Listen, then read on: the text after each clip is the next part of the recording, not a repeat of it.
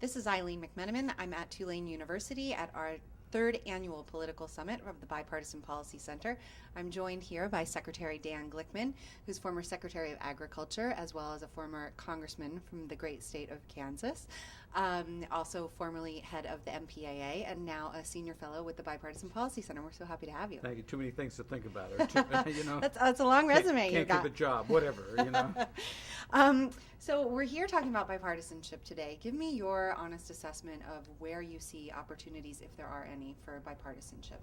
Well, there are a lot of opportunities at the state and local level, and they seem to be doing in large part pretty well. At the federal level, it's tough. It's like warfare. I was elected to Congress in 1976, and some of my closest friends were Republicans, and we tended to work together, even though we had bitter divisions on a lot of issues. That stopped in the late 80s, early 90s, and it's become basically, can you destroy your enemy more than can you build a common ground to work for the people as a whole. But there's no question people want to see the system work better, and 80% of the public wants to see the system work better.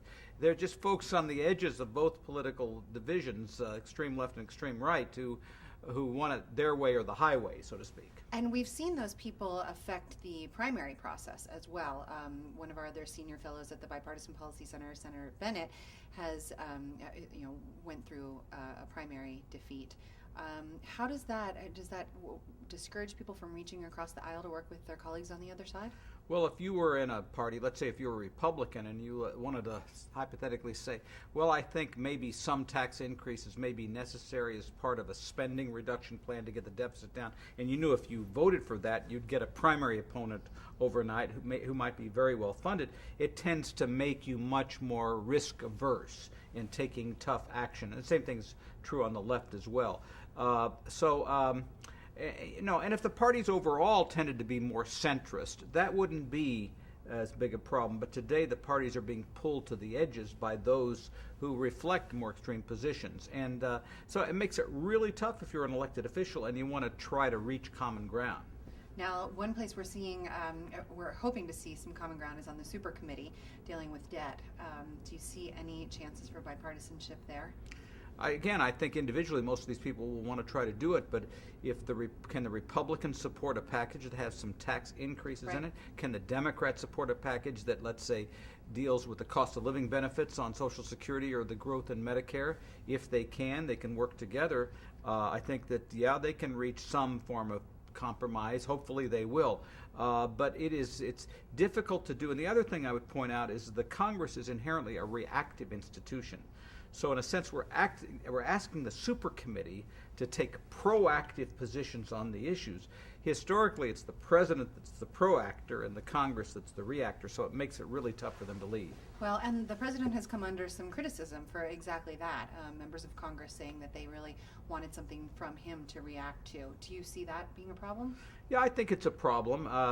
I understand why it's difficult to deal with a Congress that at least on the opposition party, the Republican Party, has such a large number of people who kind of don't have any use for most functions of government, and so it's hard for the president to deal with that. But it's very important that the president be engaged at all levels, even if it's got some political downsides to him.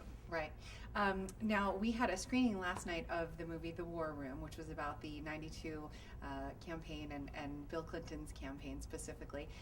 You attended the screening. What did you think 20 years later? I can't believe it. I thought it was great.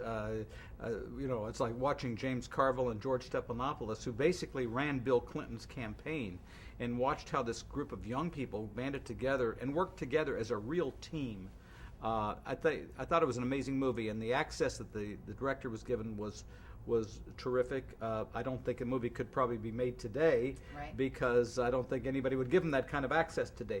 But it's a good way to see politics work at its practical level. And did you feel like it was so polite that it was quaint? No, it wasn't that polite, but it wasn't vicious either. And look, Bill Clinton and George H.W. Bush were bitter adversaries in this battle, but I thought it was fought in a way that was respectful, and more than anything else, it was interesting because the campaign part of it it was all based on getting elected and trying to do what's best for the country. It wasn't just politics for politics' sake, and that's what I thought was optimistic. All right, terrific. Thank you so much, Secretary Dan Glickman, joining us, and thank you for watching this Bipartisan Debrief.